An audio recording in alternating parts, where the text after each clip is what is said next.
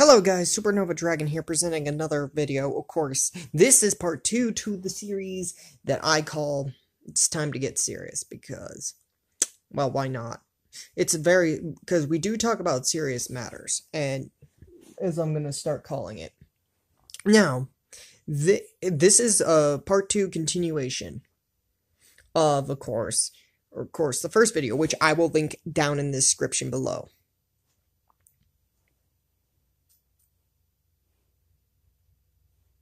And of course, this description is very important. So, what are the quote-unquote 8 stages of being furry? Well, more likely, you can call it 7 stages for a couple of reasons. One of the stages is actually named Stage 0, which I'll explain why. And two, the fact, well, actually, is just named Stage 0. I don't know why I came up with the second reason, don't need to. Now, the first things first, if you want a very long explanation of what these stages are, I will link Beta Eta Delota's 7 levels of being a furry videos, plus 7 level of being a furry video, plus his purgatory video, which will be going over all that in depth. However, if you want to see it, I will link it down in the description below. Now, I'm going to point out that these are his videos.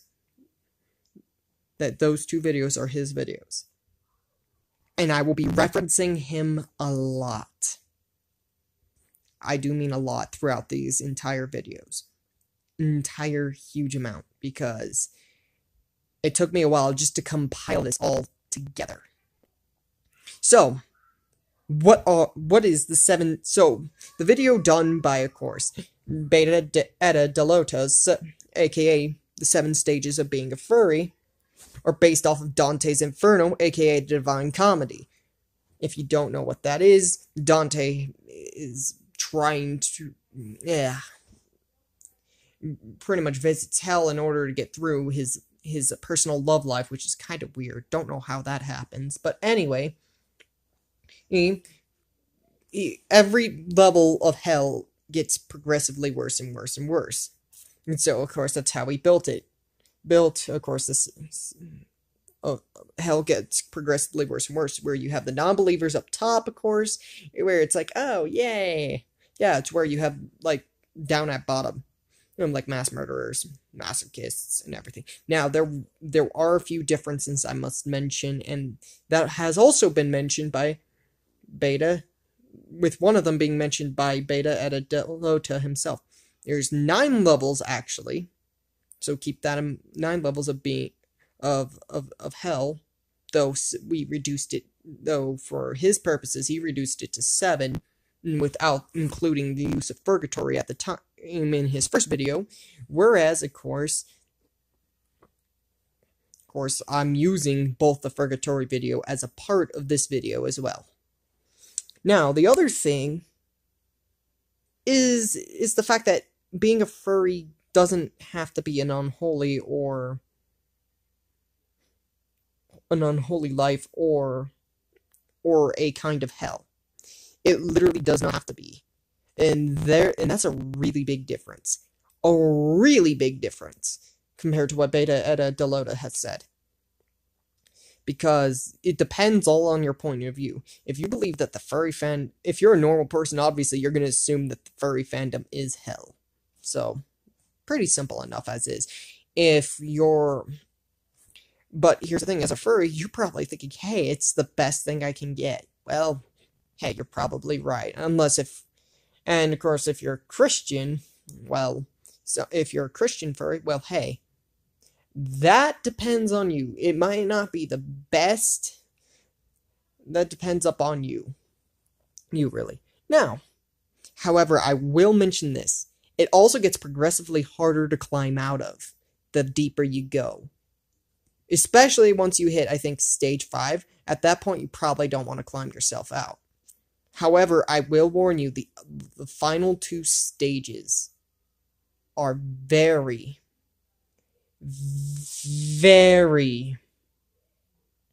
troubling. If you are saying, if you're spiritually a Christian you might want to avoid the last two stages. It's terrible. And also your mind state. If you're a good person deep down inside, this might break your moral code, your values, your beliefs. Just say I didn't warn you. Just say that don't say that I didn't warn you, to be more precise.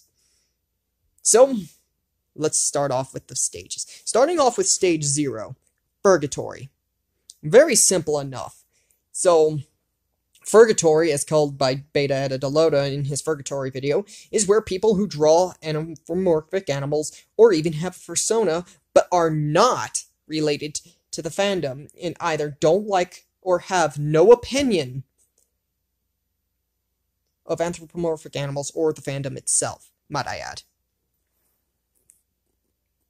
They're pretty much in that stage. Now, at that point, again, it's just a little iffy thing. It's the easiest stage to climb out of, like, literally.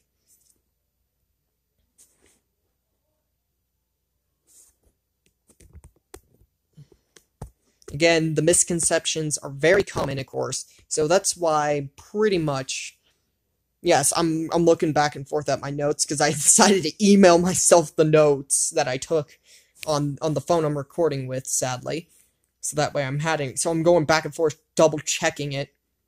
But yeah, the misconceptions are normally abound for people who do draw anthropomorphic animals or even have a persona, but they aren't related to the fandom or don't like the fandom or have no opinion on them.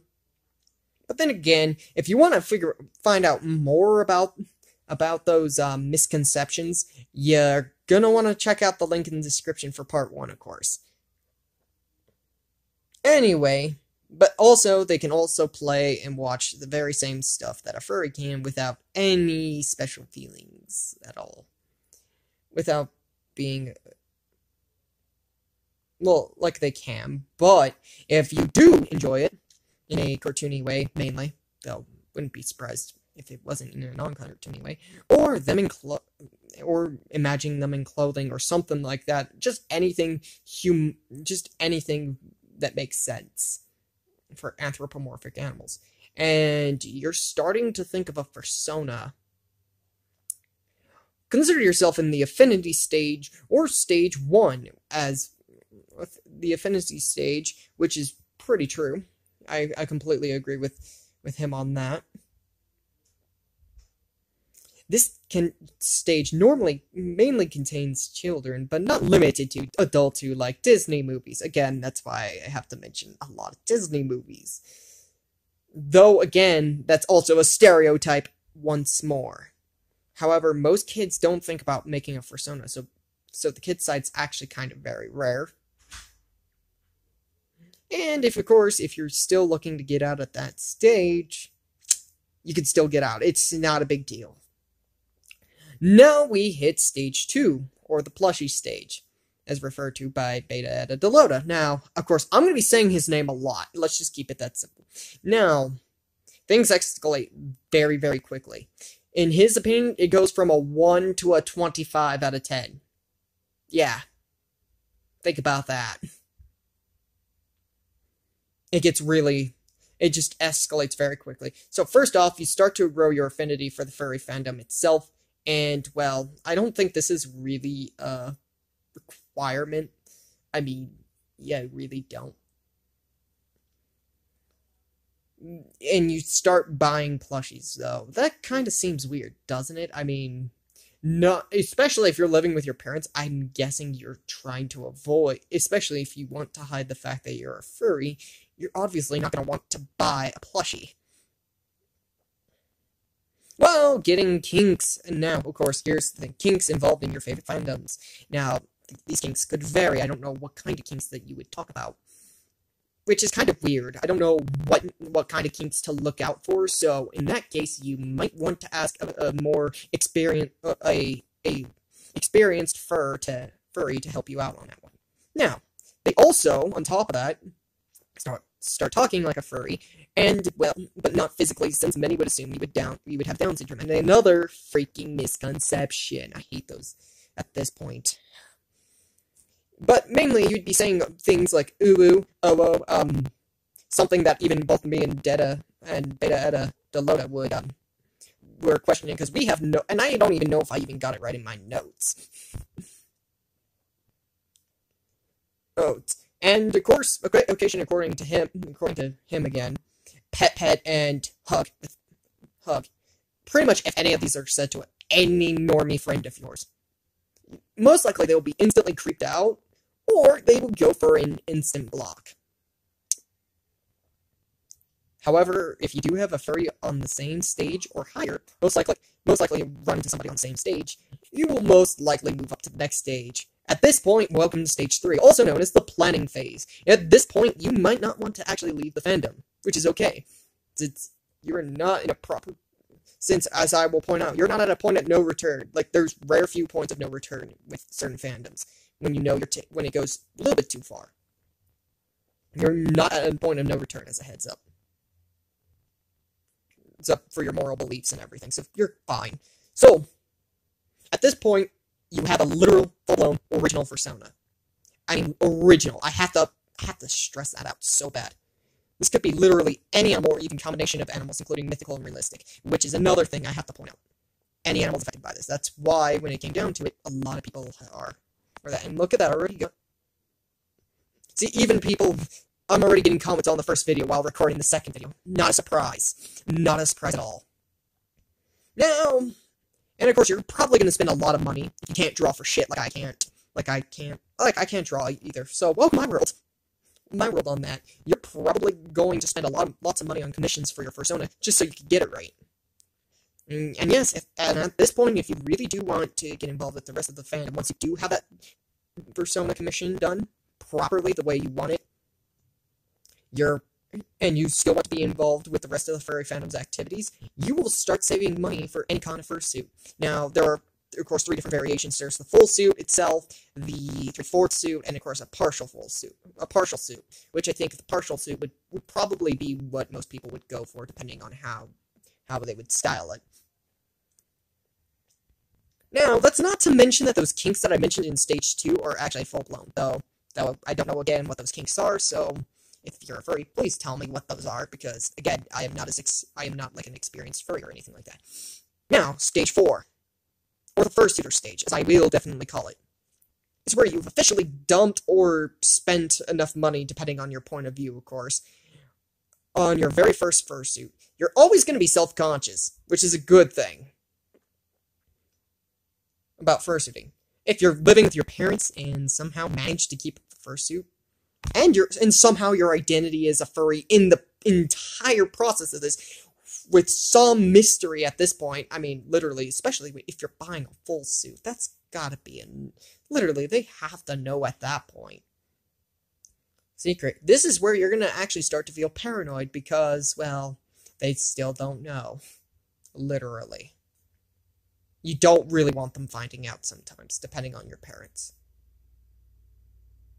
But, of course, you don't feel comfortable with conventions yet, as in you're not going to go to conventions. And so, you take pictures of you with your fursuit on, and this is just probably, posting it on furry sites that are applicable to it. Again, at this point, you probably don't want to leave the fandom.